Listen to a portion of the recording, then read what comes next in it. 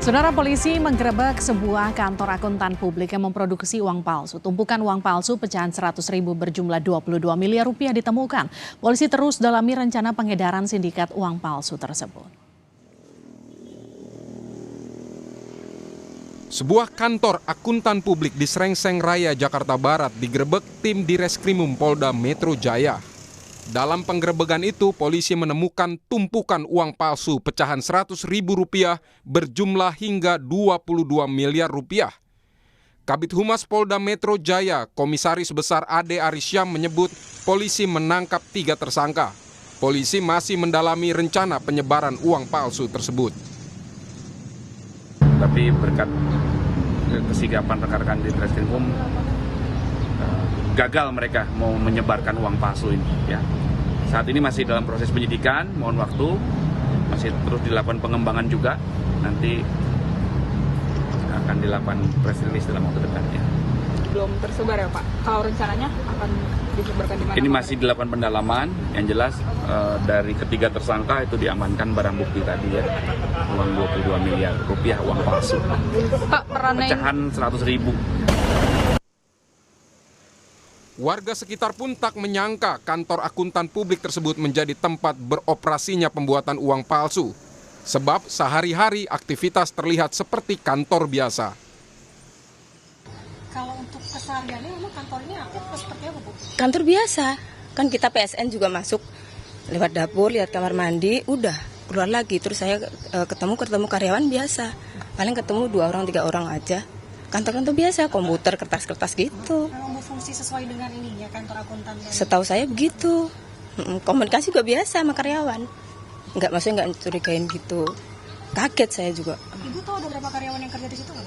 Saya tahunya 3. Cuman kalau yang lalu lalang nggak tahu. Cuman yang ada di video itu yang dapat itu nggak kenal saya juga. Polisi merinci barang bukti yang ditemukan dalam penggerebekan di Srengseng Raya, Jakarta Barat. Antara lain uang palsu pecahan 100.000 senilai 22 miliar rupiah, 1 buah mesin penghitung, 1 buah mesin pemotong uang, 1 buah mesin pencetak uang, dan juga sejumlah wadah berisi tinta warna-warni. Kasus pembuatan uang palsu di Indonesia terbilang cukup marak. Sebelum pengungkapan kasus pembuatan uang palsu 22 miliar rupiah di Jakarta Barat, pernah terungkap juga kasus pembuatan uang palsu pada Juli 2023 di Pandeglang, Banten, hingga 15 triliun rupiah. Kemudian pada Mei 2023 polisi mengungkap pembuatan mata uang asing di Jakarta Barat senilai 392.000 dolar Amerika Serikat atau setara 5,85 miliar rupiah. Pada 2021 ada pengungkapan pembuatan mata uang asing palsu senilai 4,5 triliun rupiah. Pendalaman masih terus dilakukan kepolisian untuk menuntaskan kasus pembuatan uang palsu di Srengseng Raya, Kembangan, Jakarta Barat. 3 tersangka yang diringkus disangkakan pasal 244 dan 235 KUHP dengan ancaman hukuman 12 tahun penjara. Tim Liputan Kompas TV.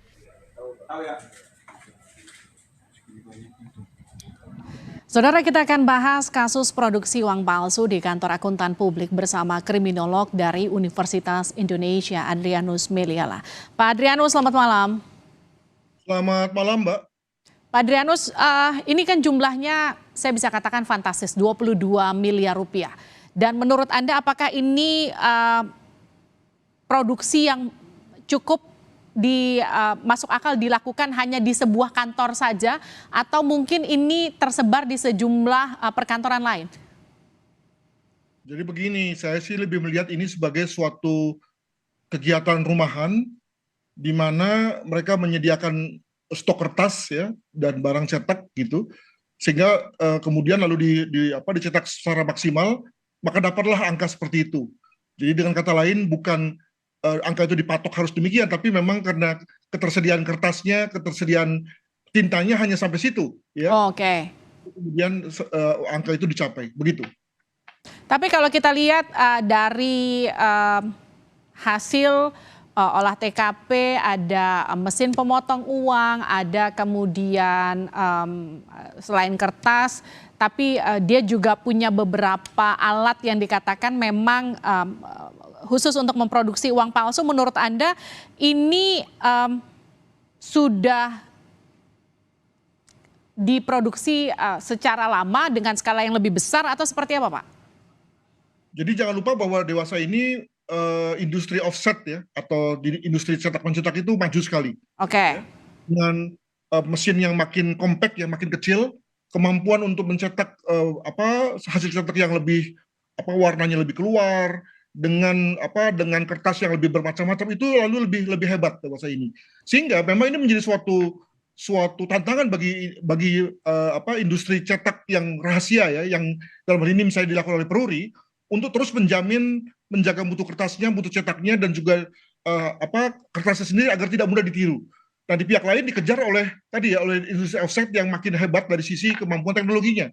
Nah, maka ya wajar juga kalau kemudian lalu kecenderungan orang atau kemauan orang untuk memproduksi uang palsu makin tinggi, apalagi ketika misalnya ada kebutuhan uang yang besar di masyarakat, misalnya pada hari raya atau hari di mana misalnya mudik gitu ya, orang lalu kemudian cenderung untuk tidak lagi terlalu sensitif pada mutu uangnya ya, dan kemudian main terima saja ketika uang yang diterima atau dipergunakan sebagai transaksi adalah uang palsu begitu. Artinya kalau ada 3 orang yang ditangkap, Anda meyakini dengan kemajuan tadi industri offset ini, kejahatan ini dioperasikan hanya oleh 3 orang saja begitu? Saya yakin begitu ya, cuma tentu pemodalnya tentu lain lagi ya. Tapi kalau dari segi teknologinya cukup dilakukan oleh 3 orang dengan teknologi potong, lalu kemudian sisir. Nah, soal kemudian lalu menyebarluaskannya, nah ini soal yang lain lagi. Karena tentu dalam hal ini perlu ada satu usaha untuk menyebarluaskan, sehingga kemudian lalu tidak ketahuan, lalu mendapatkan uang yang asli sebagai gantinya, atau mendapatkan barang sebagai gantinya gitu ya. Itu tentu satu cara sendiri yang mungkin dilakukan tidak lagi oleh 3 orang ini, tapi juga oleh bantuan orang-orang yang lebih banyak begitu. Pak Adrianus, yang menarik ini kan penggerebekannya dilakukan atau produksi uang palsu ini dilakukan di kantor akuntan publik. Menurut Anda ini memang kedok saja atau memang ditumpangi oleh kegiatan tersebut? Saya kira tidak ya, ini lebih pada rumah yang sama disewakan kepada kantor akuntan publik, tapi kemudian juga disewakan lagi untuk secara diam-diam untuk tujuan yang lain. Jadi kembali lagi pada hakikat bahwa di industri offset itu sudah makin handy ya, maka dapat dilakukan dengan dalam satu ruangan biasa begitu ya, ruangan kecil saja, tapi tentu tidak bersuara, tidak ada aktivitas yang menarik gitu ya, maka bisa saja dilakukan di mana-mana. Jadi saya kira tidak usah dikembangkan ke soal KAP-nya. Tentu sebagai KAP maka tentu dia akan amat hati-hati ya untuk tidak kemudian terjerat dalam suatu tindakan melawan hukum sebagaimana dalam konteks UPAL ini begitu. Pak Adrianus, kalau kita lihat ini kan hampir setiap tahun, bahkan biasanya sebelum hari raya ya Pak, ini pasti ada penggerebekan produksi uang palsu. Menurut Anda yang membuat ini kemudian tidak berhenti dan terus terjadi setiap tahunnya, ini efek jerahnya memang sangat tidak maksimal ya? Saya kira tinggi ya, kalau dilihat ini suatu kejahatan yang bahkan sudah dianggap sebagai kejahatan yang masuk dalam kondisi darurat ya, sebab tadi dianggap bisa mengganggu kestabilan politik ya, dan keamanan negara begitu. Tapi tadi bahwa orang memahami bahwa pada saat-saat tertentu orang butuh uang tunai, orang cenderung untuk bertransaksi dalam jumlah besar dalam waktu singkat begitu ya, maka di situ lalu kemudian orang cenderung tidak hati-hati ya, tidak prudent dalam rangka memilih satu mata uang kertas, dan itulah lalu saatnya untuk kemudian menyebarluaskannya. Yang penting tidak ada politik ya, menurut saya, karena biasanya yang bahaya itu adalah kalau sudah ada politik, misalnya dalam rangka untuk menumpangkan rejim, maka kemudian uang palsu disebarluaskan, digelontorkan, untuk kemudian mengganggu ekonomi. Nah ini kalau ini sudah bahaya nih. Tapi kalau masih merupakan suatu tindak pidana yang memang orang mencari keuntungan di situ, itu saya kira masih dengan mudah dapat ditengarai, dapat diusut, dan diadakan satu kegiatan lidik dan sidik. Demikian. Oke, Pak Adrianus, 22 miliar rupiah ini kan yang diamankan pihak kepolisian. Artinya mungkin saja lebih banyak lagi yang sudah beredar. Dengan kecanggihan industri offset seperti sekarang, seberapa sulit kita mengidentifikasi atau masyarakat mengidentifikasi mana uang palsu, mana yang bukan? Yang penting tidak masuk dalam sistem perbankan, karena kalau dalam sistem perbankan tentu bahaya ya ketika ada uang palsu itu masuk ya. Dan juga di pihak lain sistem perbankan saya kira sudah melengkapi diri dengan scanner pemindai X-ray yang canggih ya, sehingga lalu bisa melihat mana uang palsu, mana yang tidak. Nah, Masalahnya adalah ketika kemudian lalu tidak masuk dalam sistem perbankan dan bergerak dari tangan ke tangan, dari orang ke orang, maka memang menjadi rugikan orang yang menerima menerima uang lalu menjual barang dengan uang palsu, tentu dirugikan ya. Maka kita juga berharap bahwa teman-teman atau masyarakat yang mendapatkan uang kertas itu segera bisa mengadakan semacam pengecekan ya dengan metode 3M ya, melihat, meraba, menerawang ya, itu satu jargon yang bagus sekali diberikan oleh Bank Indonesia dalam rangka melihat keaslian dari uang kertas kita begitu. Baik, terima kasih Pak Adrianus Meliala sudah bergabung bersama kami di Sapa Indonesia Malam. Sehat-sehat selalu Pak. Terima kasih.